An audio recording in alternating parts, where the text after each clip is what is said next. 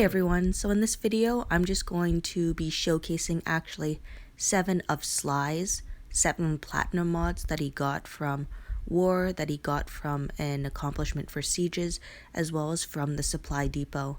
And we're just going to talk about what you can actually use some of these mods for and if they're good or if they're not. So the first mod is an attack set, Defense While Confused. Now this mod itself, when we're looking at defense versus confused, I think is pretty valuable. It could be a good counter in the auxiliary slot against a Jackie team, because if you know your toon could become confused, having that extra defense can help protect you if you run a very aggressive team. So for example, I run Kate on my offensive team against Jackie teams, and I don't have a confuse resist mod on her. I have an impair resist, because I know if she's confused on the first turn, she can still gain AP by attacking either my own team or the enemy's team.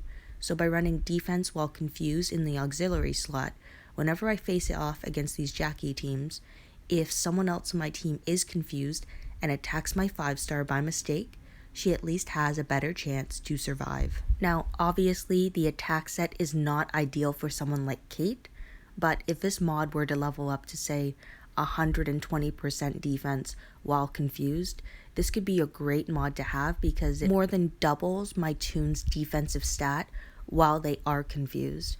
And I know I've rampaged my own team before, so this would actually be a decent mod to have, assuming it levels up well.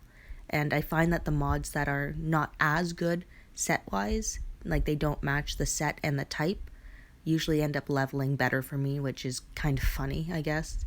Now, these types of mods, whenever it's a stat mod, I am okay with whatever the set is, so long as I get HP, attack, or defense, for example. Because these mods nearly always end up leveling up better than their gold mod counterpart, so even if you had a maxed out HP set HP mods, that's 650 on 650 for example, for the set bonus as well, this mod can get maxed out at say 1200 I think, or something like that, maybe 1300, but you usually see numbers around 1000, which ends up making up the difference and making this actually a better mod than the perfect gold set mod. Now ideally HP defense and so on would be ideal, but this is still a decent mod that a lot of players, including myself, would end up using. This next mod, attack set trauma resist, this does not have a place in the game right now. Willie was just introduced, who is a trauma toon. We also have Angel and Jai Fang and a couple other toons that do trauma. Ivanova is another one, but it's just such a specific part of the game that hasn't been really incorporated well yet. So this is the type of mod that I would hold on to, because you don't know, maybe down the line there might come a very OP trauma toon. We didn't think that we'd have a use for attack up when slowed or slow resist mods, but this past weekend of War we had slow towers, which finally had us use some far less popular mods, which is kind of interesting because you just want to hold on to as many mods as you can. This defensive set, AP Drain, this is kind of useful. You can run it on a defensive team. Some players will run reflect damage, some people like myself will do defense when confused or stunned, but an AP Drain can be very useful. Depending on how it levels, if it's over 40, I find it to be very useful on a defensive team, because most enemies on a basic attack can gain up to 40 AP if they have a base 20 AP attack, a huge AP lead, as well as huge on weapon. So that's an additional 10 and 10, which is 40 AP. So if this levels up past 40, it means you're actually having a pretty significant impact on the attacking team. AP Drain is also nice because AP Drains cannot be blocked. We have mod resist against stun, taunt, confuse, etc., but nothing that really stops an AP Drain if you get the attack off. Now this mod, attack set, attack down resist, not a big fan of this mod. Just there are so many other things that you can mod against. As I mentioned, stun, confuse, taunt, daze, and I just don't find this mod to be as relevant. Against Jackie teams, maybe, so it would be a very specific mod set, but you would also want a very specific aggressive team to use if you want to avoid your attack being decreased by, say, a turn 1 Jackie causing minus 60% attack to your attack team. So this would definitely be a niche mod for a very specific aggressive tune that you use purely against Jackie teams, just as an example. Next, we have a crit set bleed resist mod, and this one is not great. I just find bleed resist isn't as relevant at the time. With the new towers, we just had bleed towers where we had 1,625 bleed applied if you took all 5 towers, so a bleed resist mod could help with that if you have low HP tunes and we're in that specific type of war and you usually don't get towers for your team.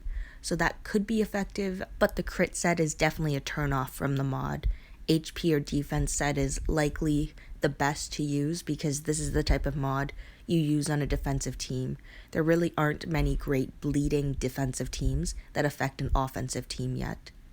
Next, we move on and we come across an attack set, attack versus tough.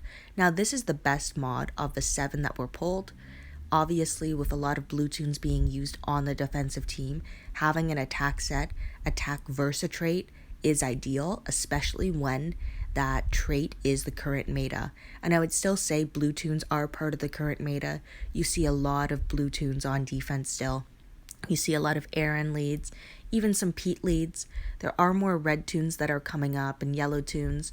Not a ton of green tunes, but this is the type of mod that you would definitely want to have, especially as meta changes occur. By having attack set attack mods, by having attack set trait mods, defense versus a specific trait, just when things line up, they can work out very well for your team, and it allows you to adapt as the meta continues to change. And we all know that the meta will continue to change, and being able to adapt to that changing meta is extremely important. I know I made a video, for example, about the best mods to use on Priya, and about a week after that video came out, part of the meta changed, where we started to see a lot more blue tunes on defense, and we saw a lot more impair weapons, so elusive impair, for example. So I found that by changing Priya's auxiliary slot to attack up when impaired instead of crit damage, or I think it was crit damage, or attack up when taunted, I ended up producing a lot more damage with my Priya, and she became a bigger threat on the offensive side. What I find with tunes is that you have to be very aware of their abilities and then also compare their abilities to the meta. So like my Georgia, right now we're seeing a lot of auto-infection teams on attack. We're seeing some aggressive teams still, so you want to have a tanky defense, but you want to have one that'll be able to combat what the majority of people are using on attack. So Georgia was a great pickup for me from WOC3, and I had to create a specific mod set for her that could help her combat the current meta, which I would call is an infection meta. So I need a team that can heal. So with her vitality and then giving her a 10% healing weapon per debuff, I really enabled her to have a strong base, and she's often one of the last tunes standing for me on defense. Next, when we take a look at my princess, we can see that I took my own advice with adding on an attack mod that is a defensive set. At 1045 attack, it is significantly higher, or at least just higher, than a perfect attack set attack mod, even by breaking the setup a little bit. So sometimes you have to sacrifice the set for the good of a tune itself. So many people I find are so caught up on the set of a tune that they sometimes miss out on having key mod components that'll help them survive. So I have attack up when taunted on Princess because a lot of tunes end up taunting on the defensive team. So long as my team is focused, Princess is still able to rush and use her active skill and normalize the enemy. So by having this attack up when taunted, even if someone has a attack down and taunt active skill, rush, and so on, I will get an attack boost that kind of compensates for the attack loss potential. I currently have a stun resist on Princess and not an attack down resist mod because she has Berserker, which helps boost her attack. She has a special weapon where she has a chance to boost her attack even further as well. I do have an HP mod on her because with her active skill she gains 35% AP, which would be equal to like 1500 maim damage against Angel. So I just want to make sure that she has enough HP that she can survive both the maim damage or exhaust damage, I guess, as well as attacks that come her way if she taunts the enemy.